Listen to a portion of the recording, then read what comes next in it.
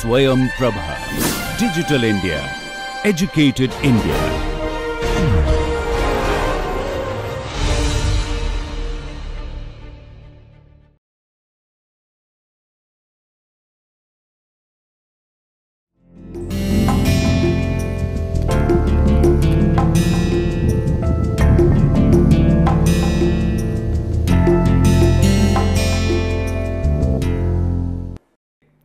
नमस्कार।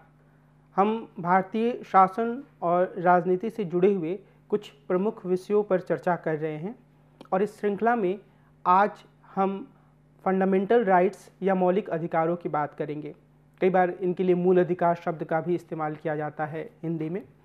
जो एक ख़ास बात हमें ध्यान रखने की ज़रूरत है इस पूरी चर्चा के बारे में, वह यह है कि मौलिक अधिकार और उसके बाद राज्य के नीति निर्देशक तत्व, ये दो आपस में काफ़ी गहराई से जुड़े हुए विषय हैं।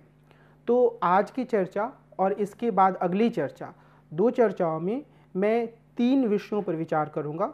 आज की चर्चा में हम फंडामेंटल राइट्स की बात करेंगे और अगली चर्चा में हम राज्य के नीति निर्देशक तत्व और फंडामेंटल ड्यूटीज़ या मौलिक कर्तव्य, जो कि 42वें संवैधानिक संशोधन के बाद हमारे संविधान में जोड़े गए, हम उनकी बात करेंगे।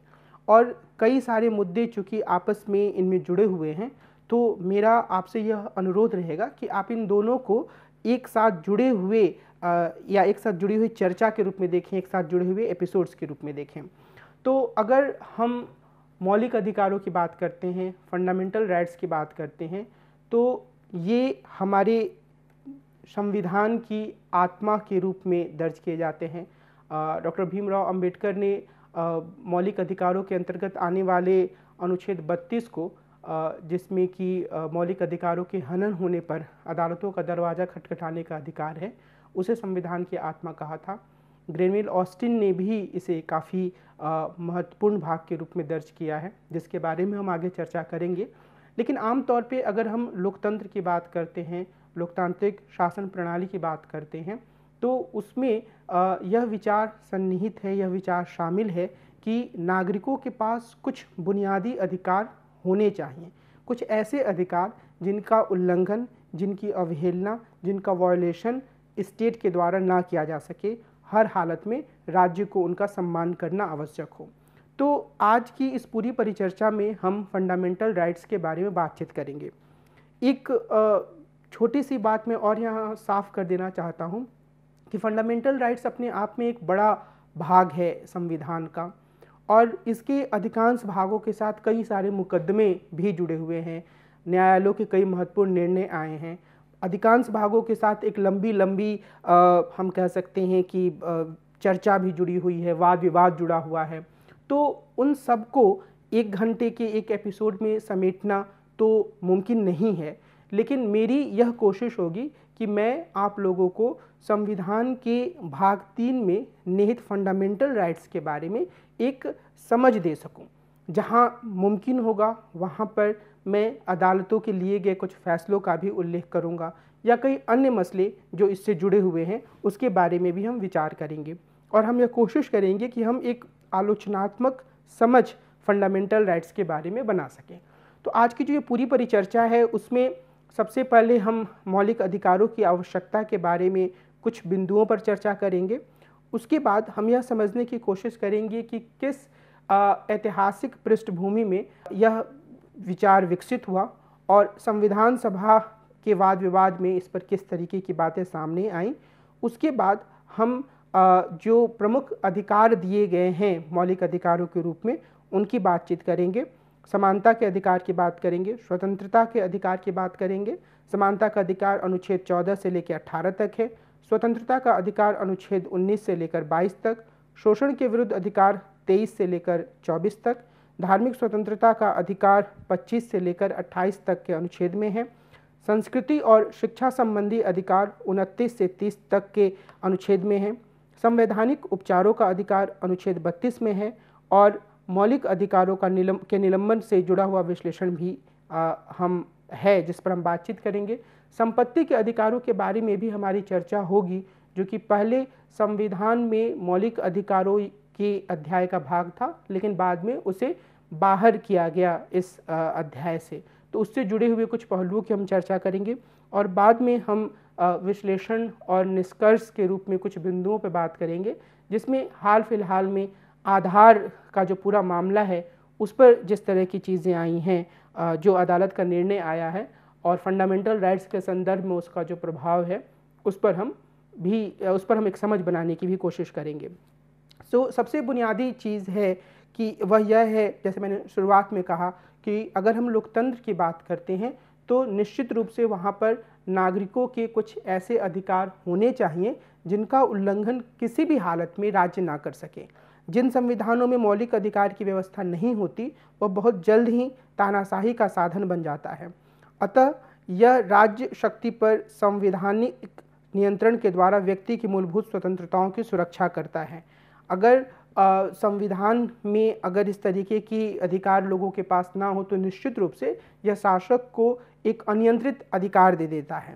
अगर हम अपने संविधान की बात करें तो हमारे संविधान के भाग 3 में अनुच्छेद 12 से 35 तक मौलिक अधिकारों का वर्णन किया गया है और यह माना जाता है, और यह मानने में कोई दो राय नहीं हो सकती है कि हमारे संविधान से पहले मोटे तौर पर अमेरिका के संविधान में इस तरीके के मूल अधिकारों की बात कही गई थी, और हमारे संविधान में जब इसे सम्मिलित किया गया तो एक तरीके से यह कहा जा सकता है कि इस पर अमेरिकी संविधान की थोड़ी बहुत छाप है।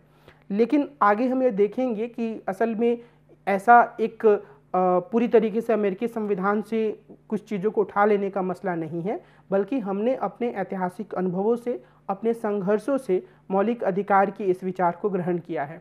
असल में अगर हम लोकतंत्र के विकास की यात्रा को देखें, उदारवाद के विकास की यात्रा को देखें, तो हम यह देखेंगे कि इनके साथ, इन विचारों के विकास के साथ आधुनिक समय में यह विचार बहुत ही मजबूती से सामने आया कि कुछ ऐसे अधिकार हैं व्यक्तियों के जो कि किसी भी हालत में उनसे अलग नहीं किए जा सकते। अगर हम जॉन लॉक की बात करें तो जॉन लॉक ने स्वतंत्रता, संपत्ति और जीवन के अधिकारों को इसमें सम्मिलित किया और धीरे धीरे करके अधिकांश लोकतंत्रों में या लोकतंत्र का विचार करने वाले चिंतकों के लेखन में यह बात सम्मिलित होती गई और अमेरिकी संविधान में इसको ठोस रूप में शामिल किया गया। मौलिक अधिकारों को अगर हम परिभाषित करने की कोशिश करें तो हम यह कह सकते हैं कि मौलिक अधिकार वे मूलभूत अधिकार हैं जो किसी व्यक्ति के जीवन यापन हेतु मौलिक एवं अनिवार्य होने के कारण संविधान के द्वारा नागरिकों को प्रदान किए जाते हैं। अब अगर हम अपने संविधान की ऐतिहासिक पृष्ठभूमि की बात करें तो जैसे मैंने पहले कहा था कि यह ऐसा मसला नहीं है कि हमने अमेरिकी संविधान को देखा और वहाँ से चीज़ों को सीधे तौर पर उठा लिया। हकीकत यह है कि अपने देश में संघर्ष के दौरान, अपने देश में चलने वाले जन आंदोलनों के माध्यम से यह विचार स्वीकार किया गया कि नागरिकों के कुछ बुनियादी अधिकार होते हैं जिनका उल्लंघन राज्य के द्वारा कभी भी नहीं किया जा सकता है। 1928 में मोतीलाल नेहरू के नेतृत्व में एक कमेटी बनी थी और इस कमेटी का काम था भारत के लिए एक संविधान की रूपरेखा तैयार करना, जिसमें उस समय के सभी दलों, जिसमें मुस्लिम लीग भी शामिल थी, के सदस्य शामिल थे। अब इन दलों ने जो मिली जुली समिति ने जो रिपोर्ट बनाई उसमें कुछ बुनियादी अधिकारों के विचार को स्वीकार किया गया था। हम जानते हैं कि बाद में मोतीलाल नेहरू कमेटी से मुस्लिम लीग ने खुद को अलग कर लिया था, क्योंकि जो एक सेपरेट इलेक्टोरेट का मुद्दा था, पृथक निर्वाचक मंडल का मुद्दा था, उस पर एक बुनियादी असहमति थी कांग्रेस और मुस्लिम लीग के बीच में। बहरहाल 1931 में कांग्रेस का जो कराची अधिवेशन हुआ उसमें भी एक नागरिकों के बुनियादी अधिकारों की बात को स्वीकार किया गया और इसके बाद संविधान सभा में मौलिक अधिकारों के पर विचार करने के लिए एक उप समिति बनी और इस उप समिति के अध्यक्ष थे सरदार वल्लभ भाई पटेल। इस उप समिति में भी और संविधान सभा में भी जो ये पूरे मौलिक अधिकार है उनको लेकर दो तरह के विचार सामने आए।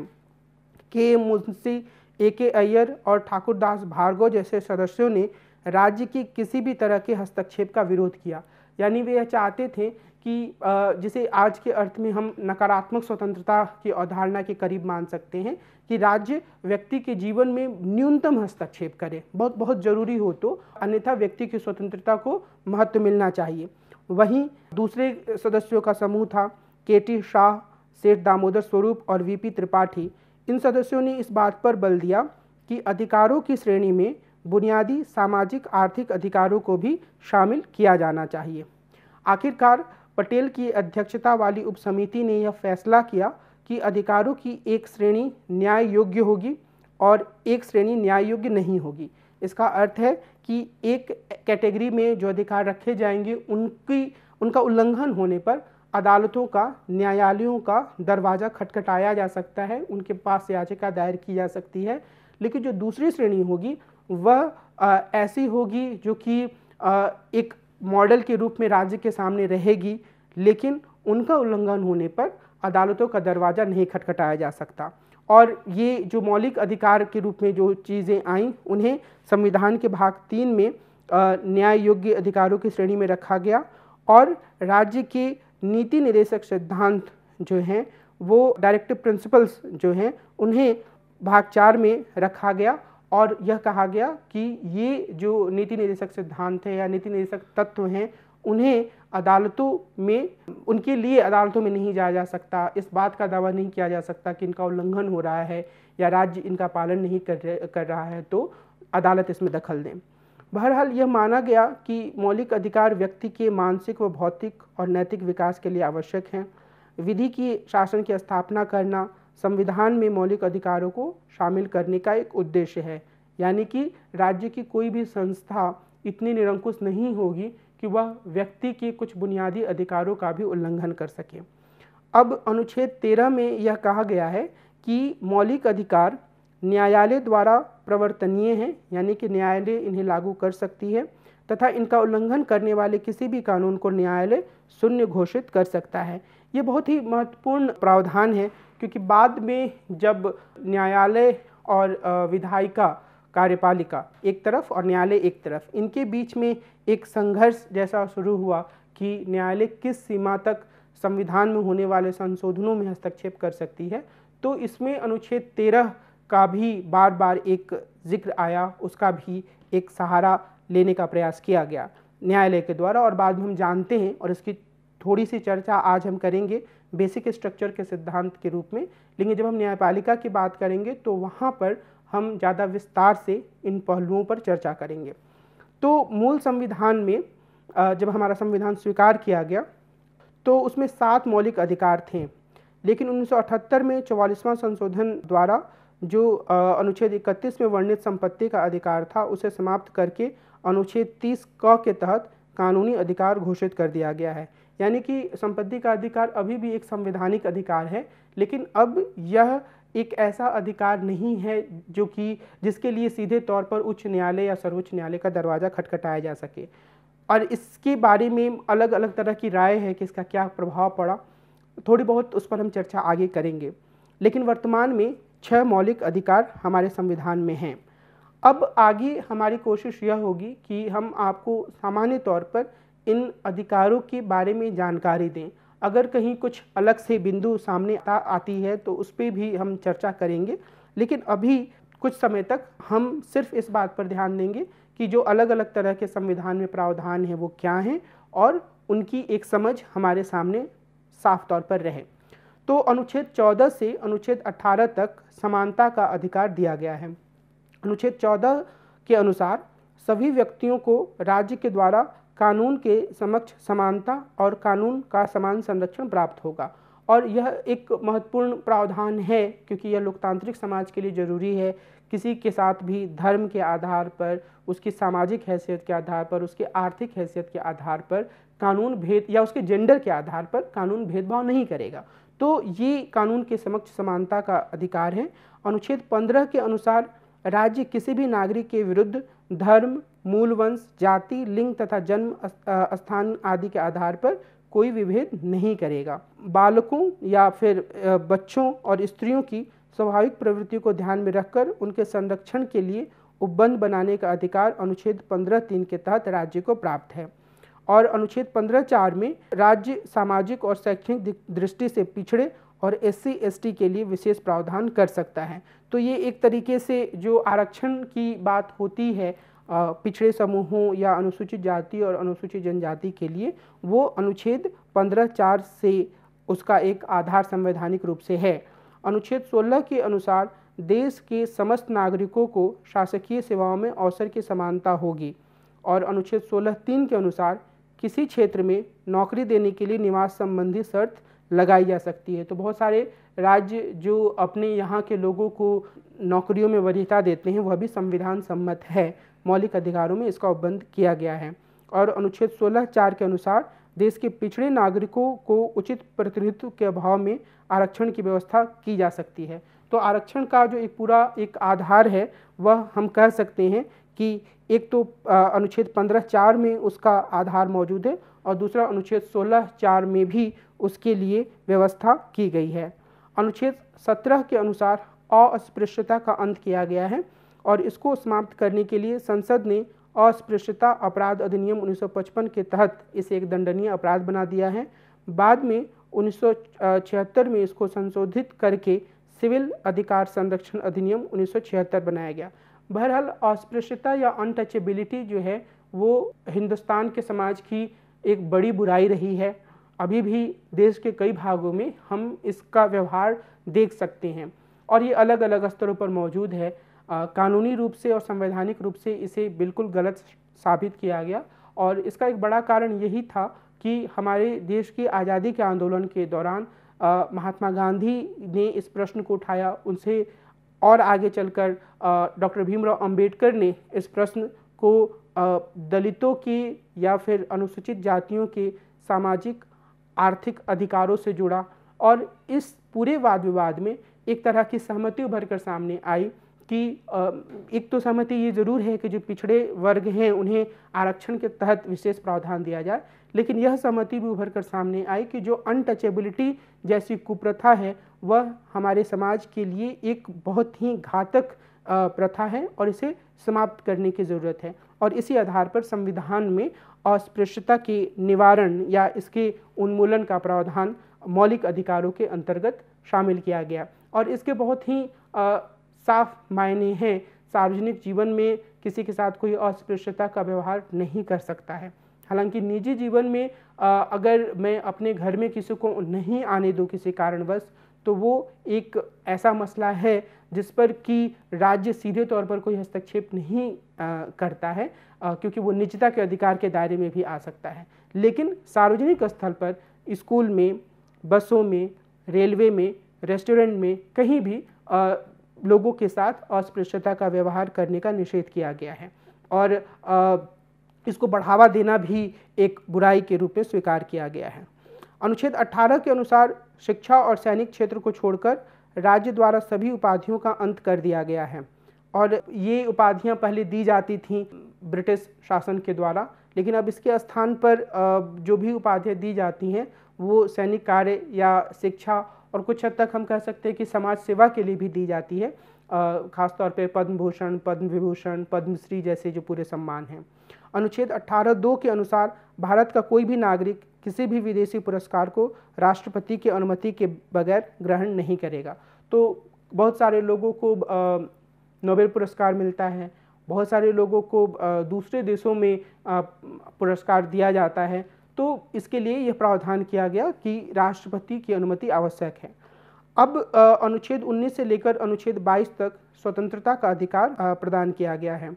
अनुच्छेद 19 के अनुसार नागरिक को 6 प्रकार की स्वतंत्रताएं दी गई हैं।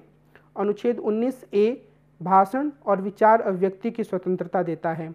अनुच्छेद 19A के अंतर्गत, या अनुच्छेद 19(1) भी हमने इसको लिखा है, इसके अंतर्गत प्रेस को अभिव्यक्ति की स्वतंत्रता दी गई है, यानी कि प्रेस खुलकर अपने विचारों को रख सकता है। इसी के तहत देश के नागरिकों को राष्ट्रीय ध्वज को फहराने की स्वतंत्रता दी गई है। संविधान के प्रथम संशोधन अधिनियम 1951 के द्वारा विचार एवं अभिव्यक्ति की स्वतंत्रता को सीमित कर दिया गया है। सरकार राज्य की सुरक्षा, सार्वजनिक कानून व्यवस्था, सदाचार, न्यायालय की अवमानना, विदेशी राज्यों से संबंध तथा अपराध के लिए उत्तेजित करने आदि के आधार पर विचार एवं अभिव्यक्ति की स्वतंत्रता पर प्रतिबंध लगा सकती है। असल में ये सारे जो प्रतिबंध हैं वह राज्य के द्वारा आरोपित किए जा सकते हैं और इसमें जो एक राजनीतिक सिद्धांत में हम हेट स्पीच की कैटेगरी पढ़ते हैं, उसको नियंत्रित करने का भी प्रयास किया गया है। यानी कि बोलने की आज़ादी है, लेकिन बोलने की आज़ादी इस तरीके से नहीं है कि, या विचार व्यक्ति की आज़ादी इस तरीके से नहीं है कि उससे सामाजिक स्तर पर अशांति पैदा हो, उससे किसी समुदाय के खिलाफ हिंसा को भड़कावा दिया जाए, उससे न्यायालयों की अवमानना को बढ़ावा दिया जाए। इसकी कई स्तरों पर आलोचना भी होती है। आलोचना का मुख्य आधार यह होता है कि असल में यह जो व्यक्ति की स्वतंत्रता है उसको सीमित करने के लिए राज्य के हाथों में असीम शक्ति दे देता है। तो यह आलोचना कई बार वैध भी लगती है, सही भी लगती है, लेकिन किसी भी लोकतांत्रिक समाज में लोग जितने ज़्यादा सक्रिय होंगे वे उतने ही ज़्यादा अपने इस तरीके के अधिकारों का सही तरीके से उपयोग कर पाएंगे। तो ये हमेशा ही समय और परिस्थितियों पर निर्भर मसला है, लेकिन मुख्य बात यही है कि राज्य के द्वारा हस्तक्षेप जितना ज़्यादा कम हो उतना ही ज़्यादा मौलिक अधिकारों की जीवंतता रहेगी। अगर हम अनुच्छेद 19B की बात करें तो इसमें यह कहा गया है कि शांतिपूर्ण तथा बिना हथियारों के नागरिकों को सम्मेलन करने और जुलूस निकालने का अधिकार होगा। राज्य की सार्वजनिक सुरक्षा एवं शांति व्यवस्था के हित में इस स्वतंत्रता को सीमित किया जा सकता है। अनुच्छेद 19C में यह कहा गया है कि भारतीय नागरिकों को संघ या संगठन बनाने की स्वतंत्रता दी गई है, लेकिन सैनिकों को ऐसी स्वतंत्रता नहीं दी गई है। तो मोटे तौर पर आप यह देख सकते हैं कि अलग अलग तरीके के जो सरकारी कर्मचारी हैं वो अपने हितों को बढ़ावा देने के लिए संगठन बनाते हैं, और आम तौर पर अगर सरकारी कर्मचारी हैं, विश्वविद्यालय के शिक्षकों को छोड़ दिया जाए तो वे अन्य मसलों पर खुलकर राजनीतिक स्टैंड नहीं लेते हैं और वो अपने ही मामलों पर अधिकांशतः विचार रख सकते हैं। लेकिन सैनिकों को यह अधिकार नहीं है, यानी कि सैनिक अपनी कोई यूनियन नहीं बना सकते हैं। हाँ, निश्चित रूप से आप यह देख सकते हैं अपने आसपास के बैंक अधिकारियों का एक यूनियन है, आप यह देख सकते हैं कि शिक्षकों का अपना एक यूनियन होता है, और दूसरे जो कर्मचारी होते हैं उनका भी अपना एक यूनियन होता है, जिसके माध्यम से वे अपने हितों को बढ़ावा देने की कोशिश करते हैं। तो भारतीय संविधान में एक मौलिक अधिकार के रूप में इसे स्वीकार किया गया। अनुच्छेद 19D में देश के किसी भी क्षेत्र में स्वतंत्रतापूर्वक भ्रमण करने की स्वतंत्रता दी गई है। अनुच्छेद 19E में देश के किसी भी क्षेत्र में अस्थायी निवास की स्वतंत्रता दी गई है। हालांकि इसके अपवाद के रूप में पहले जम्मू और कश्मीर में और अभी भी देश के कई भागों में ज़मीन खरीदने पर पाबंदी लगाई गई है। जम्मू और कश्मीर में धारा 370 के ख़त्म हो जाने के बाद और जम्मू और लद्दाख फिर कश्मीर को एक केंद्र शासित प्रदेश बना देने के बाद इस स्थिति में बदलाव आया है, लेकिन अन्य देश के कई भागों में, मिसाल के तौर पर हिमाचल प्रदेश में और उत्तर पूर्व के राज्यों में और आदिवासी क्षेत्रों में ज़मीन खरीदने का अधिकार हर किसी को प्राप्त नहीं है। जो आदिवासी क्षेत्र हैं वहाँ पर कोई गैर आदिवासी व्यक्ति से ज़मीन नहीं खरीद सकता है। तो ये कई अपवाद भी इसके साथ जुड़े हुए हैं। अनुच्छेद 19G या 19G में कोई भी व्यापार या कारोबार करने की स्वतंत्रता है, लेकिन निश्चित तौर पे इस कारोबार या व्यापार करने की स्वतंत्रता का तात्पर्य है कि व्यक्ति उसी तरीके का व्यापार कर सकता है जो कानून के अंतर्गत वैध हो। यानी कि कोई ड्रग्स का व्यापार करे, यह वैध नहीं माना जाएगा क्योंकि पूरी तरीके से प्रतिबंधित है। कोई बिना लाइसेंस के शराब बिक्री नहीं कर सकता है। लाइसेंस के साथ शराब की दुकान बनाने की अनुमति है, लेकिन यह अनुमति नहीं है कि कोई भी व्यक्ति अपने घर में शराब बनाकर बेचने लगे, इस पर प्रतिबंध लगा है। और ऐसे ही कई अन्य मसले हो सकते हैं। तो कारोबार या व्यापार करने की अनुमति है, लेकिन वह कानून के भीतर बनाए गए सीमाओं के अंतर्गत। और इसका सीधा सा अर्थ यह है कि जाति के आधार पर, धर्म के आधार पर, लिंग के आधार पर यह तय नहीं किया जा सकता है कि एक व्यक्ति ये व्यापार करेगा और दूसरा व्यक्ति यह व्यापार करेगा। यह व्यक्ति की स्वतंत्रता है। हाँ, लेकिन जो कुछ कानूनी पाबंदियां हैं उसका पालन व्यक्ति को अवश्य करना चाहिए। अनुच्छेद 20 के अनुसार अपराधों के लिए दोष सिद्धि के संबंध में संरक्षण दिया गया है। इसमें जो पहली बात है वह यह है कि किसी भी व्यक्ति को तब तक अपराधी नहीं माना जाएगा जब तक यह सिद्ध ना हो जाए कि उसने किसी कानून का उल्लंघन किया है। और दूसरा, किसी भी व्यक्ति को किसी अपराध के लिए उससे अधिक दंड नहीं दिया जा सकता है, यानी कि अपराध के लिए जो एक दंड निर्धारित है उतना ही दंड दिया जाएगा। और किसी व्यक्ति को एक ही अपराध के लिए एक बार से अधिक दंड नहीं दिया जा सकता। और चौथा, किसी भी व्यक्ति को स्वयं अपने विरुद्ध गवाही देने के लिए या सबूत पेश करने के लिए बाध्य नहीं किया जा सकता। तो ये जो अनुच्छेद 20 के अंतर्गत प्रावधान है वह व्यक्तियों को कानूनी संस्थाओं या पुलिस के द्वारा की जाने वाली मनमानी या फिर अदालतों से एक तरह की सुरक्षा प्रदान करता है कि किस तरीके से अगर कोई व्यक्ति अपराध करता भी है तो एक अपराध के लिए उसे एक ही बार सज़ा हो सकती है या उसे अपने विरुद्ध गवाही देने के लिए मजबूर नहीं किया जा सकता है। अनुच्छेद 21 के अनुसार किसी भी व्यक्ति को विधि द्वारा स्थापित प्रक्रिया के अतिरिक्त उसके जीवन और शरीर की स्वतंत्रता के अधिकार से वंचित नहीं किया जा सकता। यह एक बहुत ही महत्वपूर्ण अधिकार है क्योंकि यह जीवन के बुनियादी अधिकार से जुड़ा हुआ है और यह प्रावधान है कि आपातकाल के दौरान भी इसको निलंबित नहीं किया जा सकता है। और अनुच्छेद 21 क के अनुसार 86वें संविधान संशोधन अधिनियम 2002 के तहत 6 से 14 वर्ष तक के बच्चों को अनिवार्य और निःशुल्क शिक्षा प्राप्त करने के अधिकार को मान्यता दी गई है। एक और महत्वपूर्ण बात यह है कि अनुच्छेद 21 के अंतर्गत कई बार बहुत सारी जनहित याचिकाओं के माध्यम से सर्वोच्च न्यायालय ने यह निर्णय दिया कि इसके अंतर्गत कुछ बुनियादी सुविधाओं के साथ मानव अधिकारों के साथ जीवन जीने की बात भी सम्मिलित है।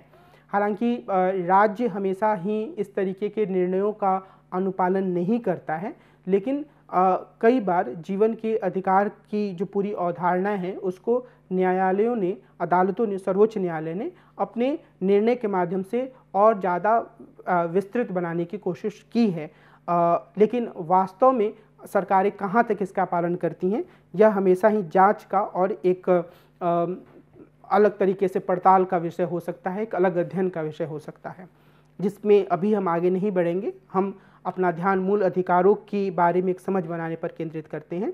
अनुच्छेद 22 में यह कहा गया है कि किसी भी व्यक्ति को बिना कारण बताए गिरफ्तार नहीं किया जा सकता और गिरफ्तार व्यक्ति को 24 घंटे के अंदर मजिस्ट्रेट के सामने पेश करना अनिवार्य है। तो ये एक तरीके से गिरफ्तारी के विरुद्ध सुरक्षा दी जाती है इसके अंतर्गत। लेकिन एक अन्य प्रावधान इसी अनुच्छेद में है जिसके अंतर्गत एक निवारक निरोध की व्यवस्था की गई है कि अगर राज्य को यह लगता है कि व्यक्ति को शांति कायम रखने के लिए, समाज में उपद्रव को रोकने के लिए गिरफ्तार करने की ज़रूरत है कुछ समय तक, तो वो ऐसा कर सकता है और राज्य ऐसा करने के लिए अलग से कानून भी बना सकता है। हम सब जानते हैं कि हमारे देश में असाधारण कानूनों की एक लंबी श्रृंखला रही है। असाधारण कानून साधारण कानूनों से इस मामले में अलग होते हैं कि इसमें व्यक्ति को जेल में रखने की अवधि, जमानत ना देने, बिना जमानत या बिना आरोप पत्र के रखने की अवधि और लंबे समय तक जमानत ना देने का प्रावधान होता है। और इस तरीके के कानूनों की एक लंबी श्रृंखला भी हमारे देश में रही है। मिसाल के तौर पर हम इसमें टाडा को शामिल कर सकते हैं, पोटा को शामिल कर सकते हैं। ये दोनों ही कानून अब अस्तित्व में नहीं हैं। यूएपीए को भी शामिल इसमें कर सकते हैं जो कि अभी हमारे देश में लागू है, जिसमें यह प्रावधान है कि लंबे समय तक व्यक्ति को बिना किसी आरोप पत्र के जेल में रखा जा सकता है। और इसके पीछे मुख्य तर्क यही होता है कि यह एक जो बड़ा गुड है, बड़ा शुभ है समाज का, उसको हासिल करने के लिए है। ये उन व्यक्तियों को पहले से ही कैद करने के लिए है जिन पर यह आशंका है कि वे समाज में उपद्रव फैला सकते हैं। तो ये जो पूरा प्रावधान है वो बहुत ही विवादास्पद मसला रहा है। हम आगे एक एपिसोड में इस तरीके के कानूनों, उनके औचित्य और उनके बारे में प्रस्तुत तर्कों पर और उनके अनुभवों पर बातचीत करेंगे।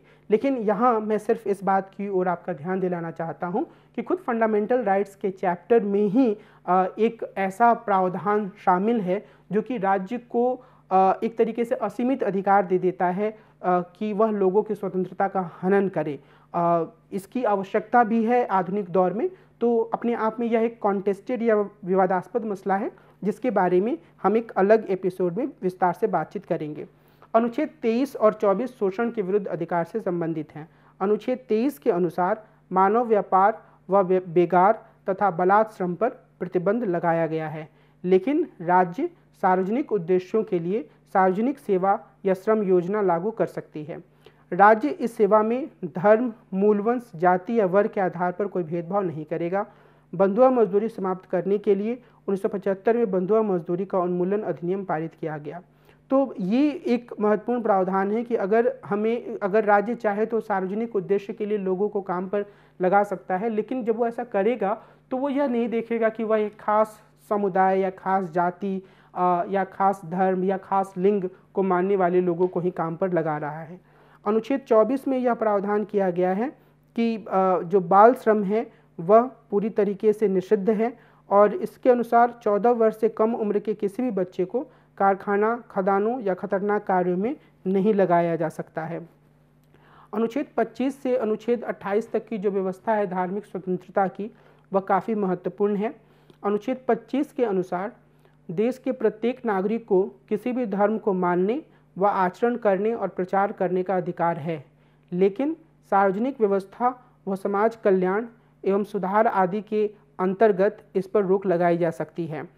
अनुच्छेद 26 के अनुसार धार्मिक प्रयोजन के लिए संस्था बनाने, उसका पोषण करने और धार्मिक कार्यों का प्रबंध करने के लिए संपत्ति अर्जित करने का प्रावधान है। अनुच्छेद 27 में यह कहा गया है कि किसी भी व्यक्ति को किसी धर्म या संप्रदाय विशेष के पोषण हेतु कर देने के लिए बाध्य नहीं किया जाएगा। अनुच्छेद 28 के अनुसार राज्य निधि से वित्त पोषित या आर्थिक सहायता प्राप्त शिक्षण संस्थाओं में धार्मिक शिक्षा नहीं दी जाएगी और न ही किसी व्यक्ति को धार्मिक शिक्षा या धार्मिक अनुष्ठान में भाग लेने के लिए बाध्य किया जा सकता है। तो इस लिहाज से ये जो सभी प्रावधान हैं जो धार्मिक स्वतंत्रता का अधिकार देते हैं, वे काफ़ी महत्वपूर्ण हैं, क्योंकि इसमें राज्य के लिए यह प्रावधान किया गया है कि वह कभी भी व्यक्तियों को धार्मिक शिक्षा अपने वित्त से पोषित किसी विद्यालय में धार्मिक शिक्षा अर्जित करने के लिए मजबूर नहीं करेगा। प्रत्येक व्यक्ति को अपने धर्म को मानने और उसका आचरण और प्रचार करने का अधिकार दिया गया है, संस्था बनाने का अधिकार दिया गया है, धार्मिक कार्यों का प्रबंध करने, उसके लिए संपत्ति अर्जित करने का अधिकार दिया गया है। तो ये सारे अधिकार इस लिहाज से महत्वपूर्ण हैं क्योंकि अक्सर हम यह देखते हैं कि हमारे देश में सेकुलरिज्म या धर्मनिरपेक्षता के मुद्दे पर वाद विवाद होते रहता है और एक तर्क यह दिया जाता है कि जो सेकुलरिज्म की जो पूरी अवधारणा है, जो पूरा शब्द असल में है, वह 42वें संशोधन के द्वारा इंदिरा गांधी की सरकार की पहल पर संविधान में जोड़ा गया।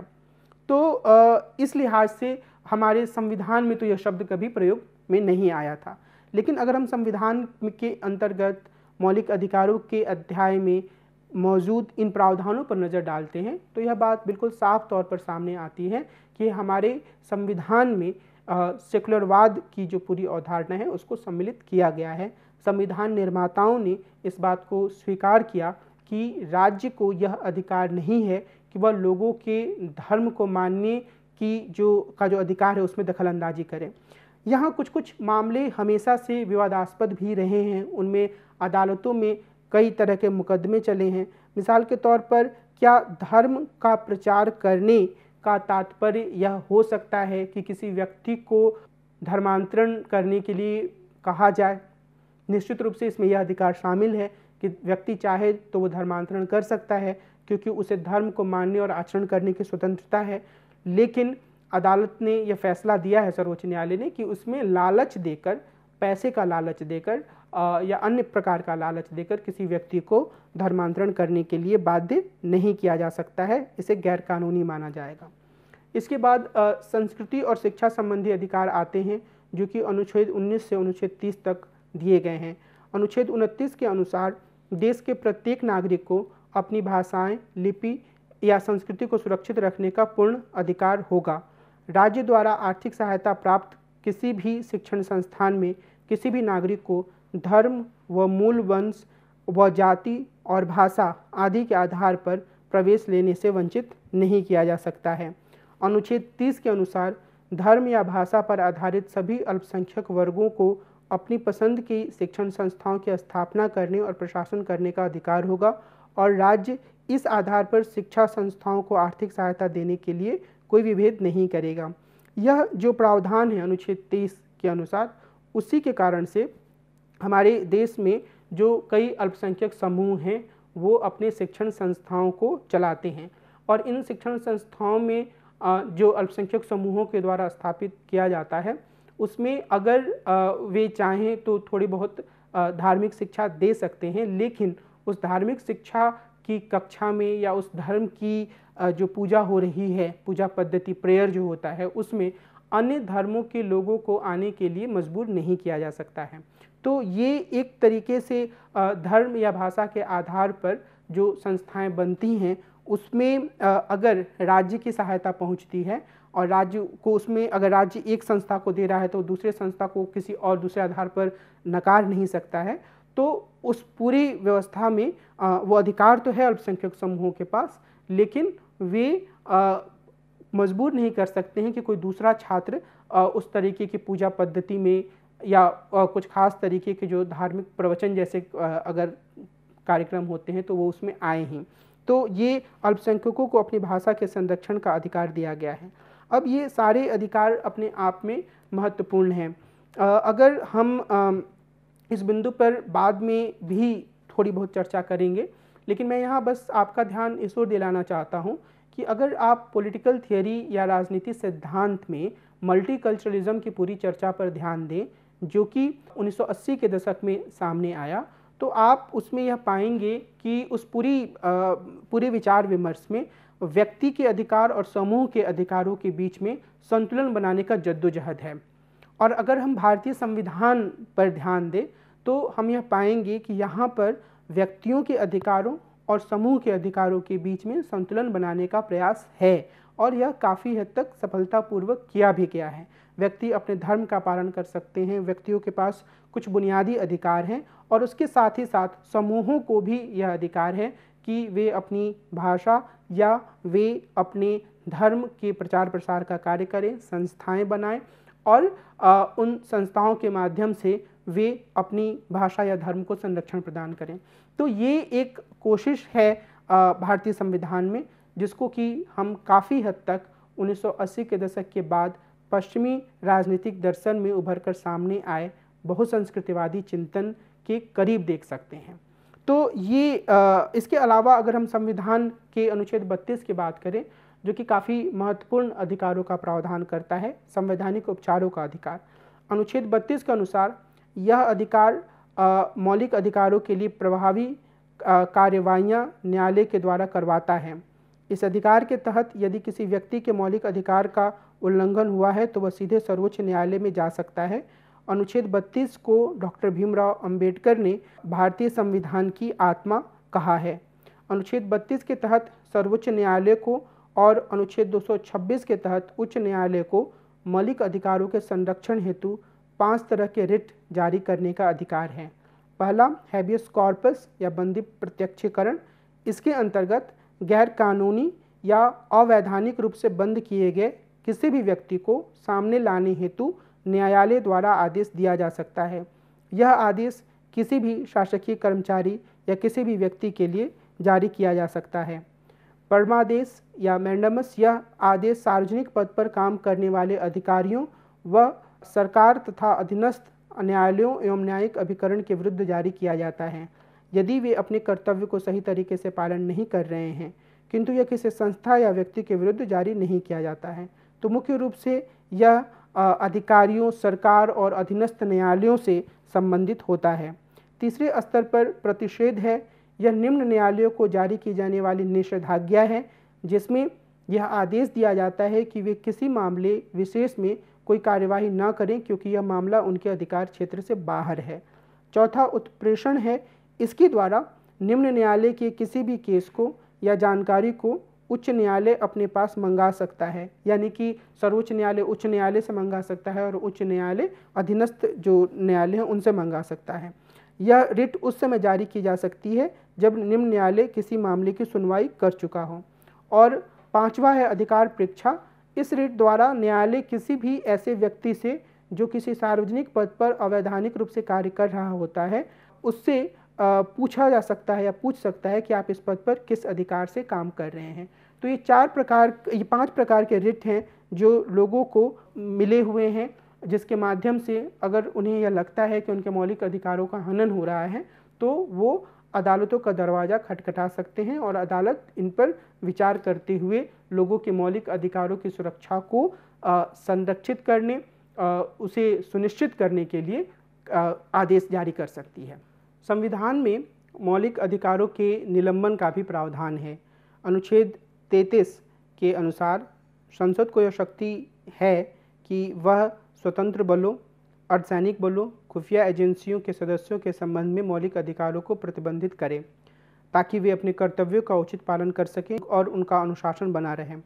अनुच्छेद 34 मौलिक अधिकारों पर तब प्रतिबंध लगाता है जब भारत में कहीं भी मार्शल लॉ लागू हो। मार्शल लॉ के क्रियान्वयन के समय सैन्य प्रशासन के पास जरूरी कदम उठाने के लिए असाधारण अधिकार मिल जाते हैं।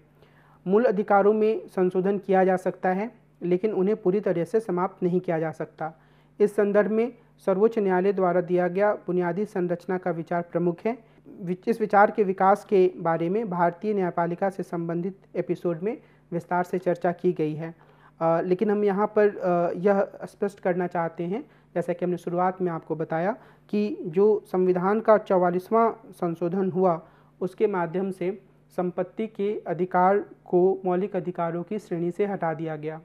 अब संपत्ति के अधिकार को मौलिक अधिकारों की श्रेणी से हटाने को कई बार एक प्रगतिशील प्रोग्रेसिव कदम के रूप में प्रस्तुत किया जाता है, क्योंकि ऐसा करने से जो कई बार लैंड डिस्ट्रीब्यूशन का मसला होता है उसमें जो बाधाएं आती हैं वह पूरी तरीके से तो खत्म नहीं हुई, पर काफ़ी हद तक उनको हल्का बनाया जा सका।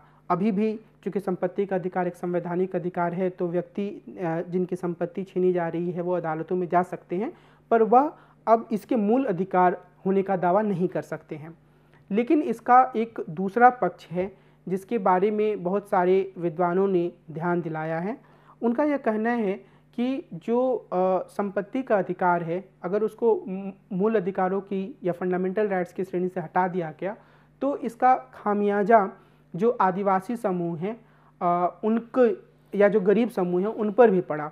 और वो किस तरीके से पड़ा कि अब राज्य ज़्यादा आसानी से उनके संपत्ति का अधिग्रहण कर सकता है, और राज्य के इस काम को चुनौती देने का अधिकार मौलिक अधिकारों के रूप में जो पहले इन लोगों के पास था वो अब नहीं है। तो ये जो एक पूरी प्रक्रिया है उसके काफ़ी नकारात्मक पक्षों को भी हमें समझने की ज़रूरत है। तो हमेशा ही 44वें संशोधन के द्वारा जो ये कार्य हुआ वो सकारात्मक दृष्टि से नहीं देखा जाना चाहिए। जो मुख्य बात है वह यह, जैसा कि मैंने पहले कहा, कि जो संपत्ति अधिकार और संपत्ति के अधिकारों से के आधार पर संविधान संशोधन करने की जो संसद की शक्ति है उस पर एक वाद विवाद रहा, एक तरह का संघर्ष चला संसद और न्यायालय के बीच में, जिसमें कि केशवानंद भारती मामले को और मिनर्वा मिल्स मामले को मील का पत्थर माना जाता है, जिसके बारे में अभी मैं विस्तार से नहीं जाऊंगा। जो जुडिशरी का एपिसोड है उसमें आप इसको देख सकते हैं, और थोड़ी बहुत चर्चा हम इसकी डायरेक्टिव प्रिंसिपल्स की जो हम बात करेंगे, नीति निर्देशक तत्वों की, तो वहाँ भी करेंगे क्योंकि जो मिनर्वा मिल्स का केस है वह मूल अधिकारों या फंडामेंटल राइट्स और जो राज्य के नीति निर्देशक तत्व हैं उनके बीच के टकराव से संबंधित है। तो इसके बारे में हम आगे चर्चा करेंगे। जो प्रमुख बात है वह यह कि अनुच्छेद 352 जो कि इमरजेंसी से संबंधित है उसके तहत भी राष्ट्रपति द्वारा राष्ट्रीय आपात की घोषणा की जा सकती है, और ऐसा होने पर अनुच्छेद 359 आर्टिकल 359 के तहत सभी मौलिक अधिकार निलंबित किए जा सकते हैं। परंतु 44वें संविधान संशोधन के पश्चात यह प्रावधान कर दिया गया है कि अनुच्छेद 20 व 21 किसी भी स्थिति में निलंबित नहीं किए जा सकते हैं। यहाँ यह भी ध्यान देने की बात है कि अनुच्छेद 15, 16, 19, 29 व 30 के अंतर्गत प्राप्त मौलिक अधिकार केवल भारतीय नागरिकों के लिए हैं, जबकि शेष सभी अधिकार सभी व्यक्तियों के लिए हैं। तो ये अधिकार आमतौर पर तो इस पर कोई खतरा नहीं आता है, लेकिन जहाँ राज्य को यह लग सकता है कि सुरक्षा का मामला है, जहाँ राज्य को यह लग सकता है कि एक ऐसी स्थिति पैदा हो रही है जिससे कि जो राज्य की व्यापक स्वतंत्रता उसी को खतरा पैदा हो जाए, तो वह मौलिक अधिकारों पर प्रतिबंध लगा सकता है।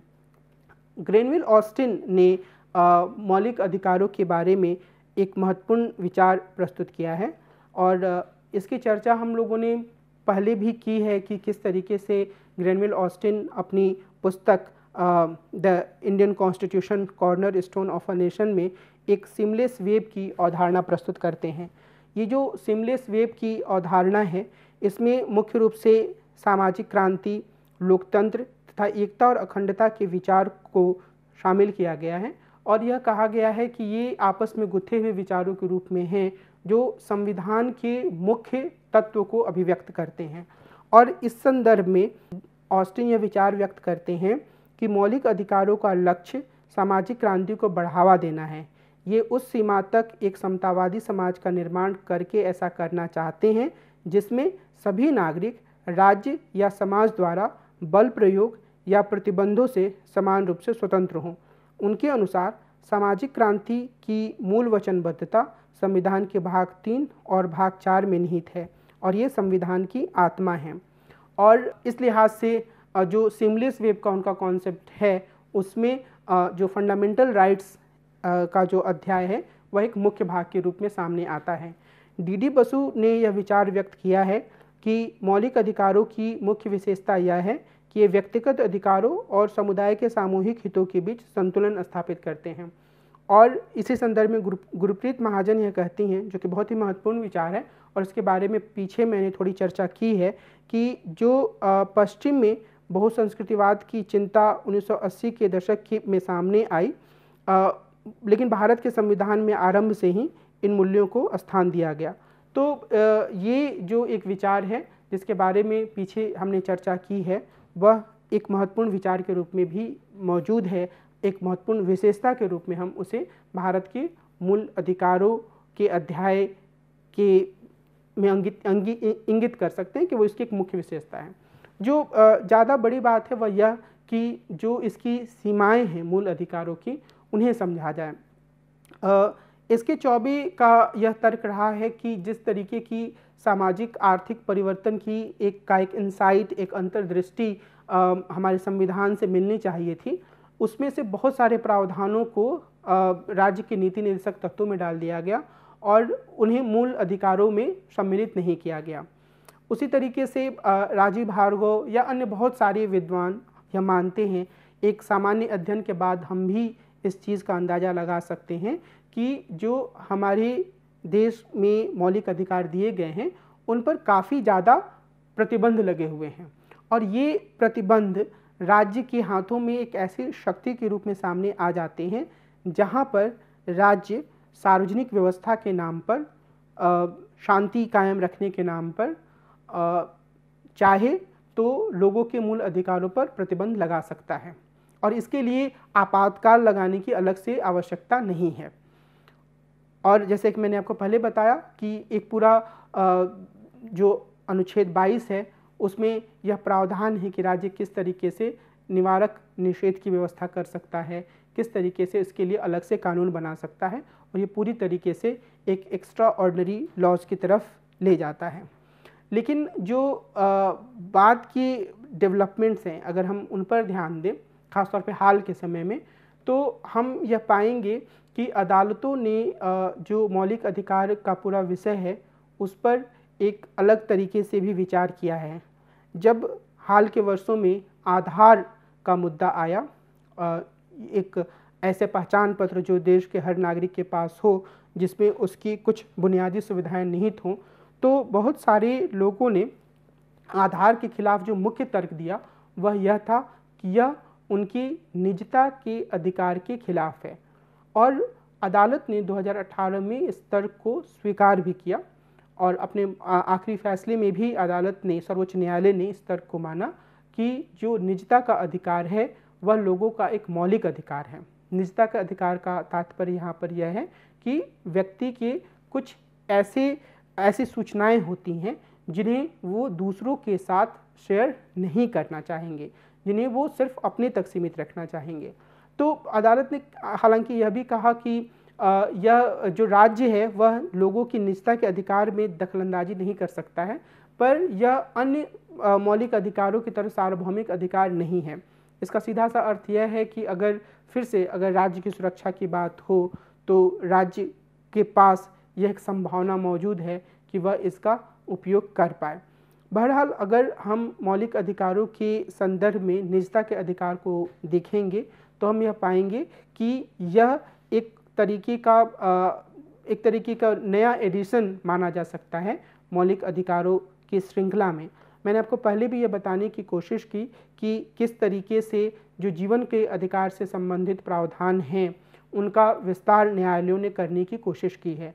तो ये जो सारे अधिकार हमारे संविधान में दिए गए हैं, उन सारे अधिकारों को अगर हम सामूहिक रूप से देखें तो हम यह कह सकते हैं कि ये एक लोकतांत्रिक समाज बनाने की दिशा में बुनियादी अधिकार हैं, जहाँ पर व्यक्ति अपने लिए संगठन बना सकते हैं, अपने विचारों को अभिव्यक्त कर सकते हैं, अपने धर्म का पालन कर सकते हैं, अपने धर्म या धार्मिक प्रावधानों को बढ़ावा देने के लिए संगठन बना सकते हैं, और अगर इन अधिकारों को कोई नुकसान हो तो वो अदालत का दरवाज़ा खटखटा सकते हैं।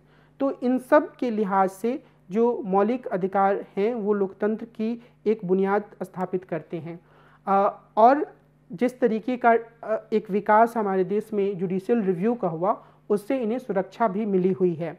यानी कि जो बेसिक स्ट्रक्चर का जो पूरी अवधारणाएं हैं जो 1973 में केशवानंद भारती मामले के बाद सामने आई, तो उसका जो मुख्य तत्व है वो यही है कि जो संविधान है उसके किसी भी भाग में संसद के द्वारा बदलाव किया जा सकता है, लेकिन संसद किसी भी स्थिति में संविधान की बुनियादी संरचना में बदलाव नहीं कर सकती है। तो ये जो एक पूरा प्रावधान है वह सर्वोच्च न्यायालय के हाथ में एक महत्वपूर्ण शक्ति दे देता है। इस महत्वपूर्ण शक्ति का अर्थ यह है कि जो संसद है वो संविधान में परिवर्तन कर सकती है, मौलिक अधिकारों में भी बदलाव कर सकती है, और मौलिक अधिकारों में बदलाव हुए भी हैं, लेकिन हर मामला सर्वोच्च न्यायालय के पास, सुप्रीम कोर्ट के पास सुनवाई के लिए आता है।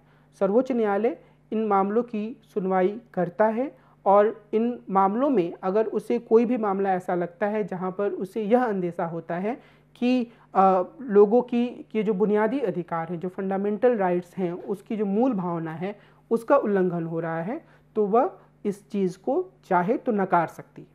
तो एक तरीके से यह एक ऐसी व्यवस्था है जिसने कि मौलिक अधिकारों की जो बुनियादी संरचना है, उसका जो मूल उद्देश्य है, उसमें किसी भी तरीके के बदलाव को जुडिशियल रिव्यू के घेरे में ला दिया है। तो इसे हम मौलिक अधिकारों के संदर्भ में एक सकारात्मक विकास की दिशा में कदम के रूप में देख सकते हैं। निश्चित रूप से मौलिक अधिकारों की इस पूरी परिचर्चा में हमने एक सामान्य समझ आपके सामने मौलिक अधिकारों के रखने की कोशिश की, लेकिन जो ज़्यादा महत्वपूर्ण मसला है वह यह है कि मौलिक अधिकारों पर जिस तरह की सीमा का या सीमा लगाने का प्रावधान किया गया है खुद मौलिक अधिकारों की अध्याय में, उससे इसकी एक बड़ी आलोचना भी सामने आती है। लेकिन इन आलोचनाओं को ध्यान में रखने के बावजूद हमें इस बात पर ज़्यादा ध्यान देने की ज़रूरत है कि जो मौलिक अधिकार के अंतर्गत लोगों को अधिकार दिए गए हैं वो अपने आप में सक्रिय नहीं हो जाते हैं, वो अपने आप में प्रभावी नहीं हो जाते हैं। निश्चित रूप से राज्य की संस्था का जीवंत होना, सक्रिय होना और एक तरीके से लोकतांत्रिक मूल्यों के अनुसार काम करने वाला होना मौलिक अधिकारों को जीवंत बनाने के लिए आवश्यक है। लेकिन उससे भी ज़्यादा महत्वपूर्ण बात यह है कि जो देश की जनता है, जो आम नागरिक हैं, वो अपने इन मौलिक अधिकारों को जाने और उनके लिए खुद को तैयार करें, उनके लिए अपनी दावेदारी प्रस्तुत करें। और इसका अर्थ यह है कि हमारे मौलिक अधिकारों पर अगर कोई सीमा लगाई जाती है तो हम उसके लिए खुलकर संघर्ष करें, अगर संभव है तो न्यायालयों का सहारा लें, और अगर मुमकिन है तो हम यह कोशिश करें कि हम दूसरे लोगों को भी जो इन मौलिक अधिकारों के बारे में ज़्यादा जागरूक नहीं हैं वो इनका प्रयोग करें। अब अगर बहुत तरह की डेवलपमेंट्स हुए हैं जिन्हें कि हम एक तरीके से लोगों के अधिकारों के बढ़ने के रूप में देख सकते हैं। सूचना का अधिकार कानून जो बना उसको भी हम एक ऐसे साधन के रूप में मान सकते हैं जहां पर लोगों का यह अधिकार कि वो यह जान पाएँ, वो सूचना हासिल कर पाएँ कि उनके देश की संस्थाओं में क्या चल रहा है, एक महत्वपूर्ण घटनाक्रम या महत्वपूर्ण विकास है। लेकिन हम यह भी देख सकते हैं कि हमारे देश के विभिन्न भागों में लोगों की जो नागरिक स्वतंत्रताएं हैं उनका लगातार दमन किया जाता रहा है, और इस संदर्भ में जो नागरिक स्वतंत्रता के जो संगठन बने हैं उन्होंने काफ़ी महत्वपूर्ण तरीके से काम किया है। और उसका कारण जो दमन लोगों के द्वारा हो रहा है उसका कारण एक तो यह है कि बहुत सारे लोगों के अधिकारों के बारे में उनको खुद जानकारी नहीं है कि नागरिक के रूप में उनके क्या अधिकार हैं, और दूसरा कि वे न्यायालयों तक अपने अधिकारों का उल्लंघन होने पर नहीं जा पाते हैं। तो यह एक महत्वपूर्ण मसला है कि जो मौलिक अधिकार संविधान में दिए गए हैं वो महत्वपूर्ण हैं, उनकी में सीमाएं भी हैं खुद उस अध्याय के अंतर्गत, लेकिन इसके बावजूद वो इतने महत्वपूर्ण हैं कि वो हमारे लोकतंत्र को बेहतर तरीके से संचालित करने में भूमिका निभा सकते हैं। लेकिन जिस बिंदु की तरफ मैं इशारा करना चाह रहा हूँ वह यह है कि खुद लोगों के भीतर उन अधिकारों के बारे में जागरूकता आनी चाहिए। दूसरा बिंदु है जिसके बारे में हम अगले एपिसोड में और विस्तार से चर्चा करेंगे, वह है कर्तव्य से जुड़ा हुआ। कोई भी अधिकार सिर्फ अधिकारों के रूप में सामने नहीं आता है, बल्कि उसके साथ कर्तव्य भी जुड़े होते हैं। और जब तक एक व्यक्ति के रूप में, एक नागरिक के रूप में सभी लोग अपने कर्तव्यों के बारे में जागरूक नहीं होंगे, तब तक मौलिक अधिकार एक अव्यवस्था की तरफ भी जा सकते हैं। मिसाल के तौर पर हमें अपने लिए सभा करने और सभा के अंतर्गत अपना विरोध दर्ज करने का मौलिक अधिकार है। यानी कि सभा जब हम करते हैं तो हम ऐसी बातें बोल सकते हैं उन नीतियों के खिलाफ जिन्हें हम गलत मानते हैं, लेकिन उसके साथ ही हमारा यह अधिकार नहीं है कि हम तोड़फोड़ करें या हम हिंसा का सहारा लें। तो ये जो दो चीज़ें हैं उसकी तरफ हम एक तरह का संतुलन होना चाहिए, और उन संतुलन होने की स्थिति में ही हम एक बेहतर लोकतांत्रिक समाज की दिशा में आगे बढ़ सकते हैं। मुझे यह उम्मीद है कि हमने जो पूरी चर्चा की है उस चर्चा से आपके सामने मौलिक अधिकारों की एक सामान्य समझ बन गई होगी। और जैसे कि मैंने शुरुआत में कहा था कि ये इतना बड़ा विषय है कि 1 घंटे की चर्चा में इसे पूरी तरीके से समेटा नहीं जा सकता, तो मैंने लक्ष्य भी यही रखा था कि मैं मौलिक अधिकारों के बारे में एक सामान्य परिचय और कुछ मुद्दों, कुछ जटिल मुद्दों के बारे में आपके सामने अपने विचारों को रखूं। हमने यह कोशिश की कि हम अलग अलग तरह की जो कुछ व्याख्याएं आई हैं उन्हें भी इस पूरी चर्चा में समेटें। आगे हम नीति निर्देशक तत्वों की बात करेंगे, और हमारी यह कोशिश होगी कि हम वहाँ पर मौलिक अधिकारों और नीति निर्देशक तत्वों के बीच का जो संबंध है और उसके बीच जो वाद विवाद रहा है उसकी भी एक व्याख्या प्रस्तुत करें। तो इस एपिसोड को मैं यहीं रोकूंगा, और अगले एपिसोड में हम भारतीय शासन और राजनीति से जुड़े हुए एक बहुत महत्वपूर्ण मसले राज्य के नीति निर्देशक तत्व और मौलिक कर्तव्य, इनकी चर्चा करेंगे। नमस्कार।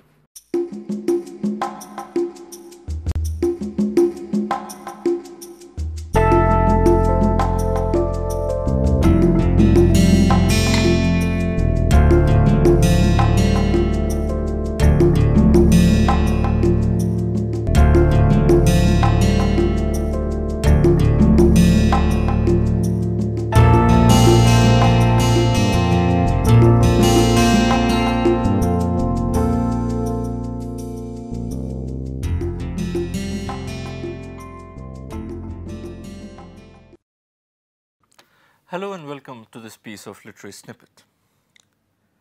We usually know William Shakespeare as the most revered figure in the history of English literature. But we often tend to forget that he has also been one of the most hated figures in literature. And here I am not talking only about those boys and girls who have to memorize long sections from Macbeth or King Lear or Julius Caesar before they can go and sit for their school or college exams. But I am also talking about people who are themselves quite famous authors. Tolstoy, for instance, considered the writings of Shakespeare to be, and I quote, crude, immoral, vulgar, and senseless. George Bernard Shaw absolutely loathed Shakespeare. as he did Homer. But perhaps no other criticism about Shakespeare is more damaging than the one which says that Shakespeare is a marvelous storyteller, provided someone has told him the story earlier. Now, this piece of criticism is particularly damaging because it is true. None of Shakespeare's plays contain any original story whatsoever. They are all written using pre-existing materials, pre-existing stories. Now, does that diminish the stature of Shakespeare as a dramatist? Well, I'll leave that for you to decide. See you in the next episode of Literary Snippets.